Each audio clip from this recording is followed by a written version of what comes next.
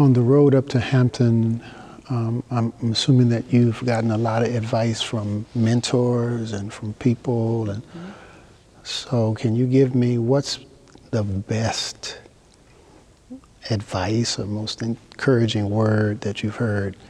Because going up to Hampton, my analogy is it's like the closer it gets, it's like going up to Calvary. I mean, people ask you all the way up, I'm praying for you, Doc, I'm praying for you, Doc. Every time they used to say that to me, I'm like, oh my God, it make me, God, it's just feel, as soon as they asked me, I just felt like weight dropped on my shoulders. I mean, I got heavy all of a sudden. Mm-hmm. So, but I got plenty of words of encouragement from friends and preachers. So what's been the best?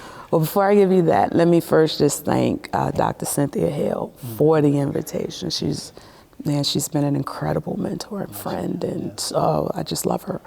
So 2 pieces of advice. One has been, Sheleta, just be yourself. Yeah. Whatever that means, but don't assimilate, don't try to be anything else. Just be who you've been, and that it's who you've been that has warranted and merited the invitation.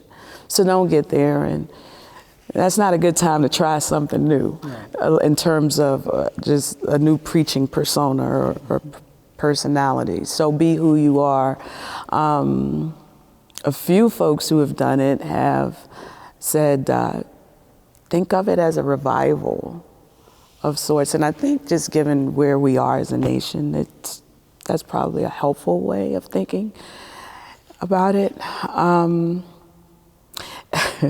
Well, I'm gonna give you the watered down version. I can't give you exactly what Dr. William D. Watley said, but he said they just want a word. Mm-hmm. These people just want a word. Right. Just preach. People just want a good word. And so I'm grateful for the moment, for the opportunity. It comes at an interesting time, and so grateful. Can I add my word to that? Please. I will add my word. I determined that I was not going to allow my ego or my self-esteem to rise or fall upon preaching at Hampton, no matter how it went. And I said my goal,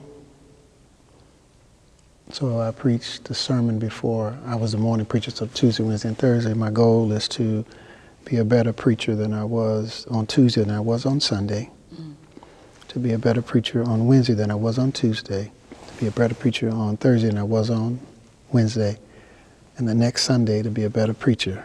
My goal is to improve. And I was not going to allow my self-esteem.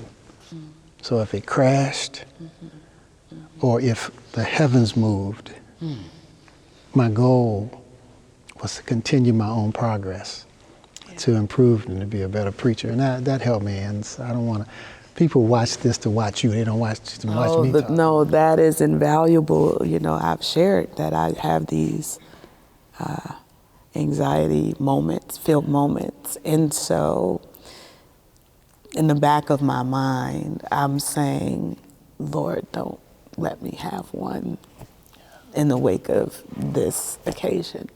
But I think I just heard you say, do not attach that much meaning to it either way. Yeah. Because, there's a wonderful passage and a wonderful text. Jesus goes, of course, preaches to his home church, and he raises the whole question about their racism and their ethnocentrism, and they get ready to get mad. At first they love what he said, then they get mad when he explains what he really means, and they want to throw him off the cliff. They throw him off the cliff. And in that next chapter, because that ends a chapter, I think. For sure it ends a chapter. And the next cliff, hey? Yeah, he walks through them, and he goes to the next town, I think it's Capernaum, and the text says, and the people heard him gladly. His hometown people. But the next stop, so I think that gives us, those of us who have had flunk. There's a next stop. Thank God for the next stop.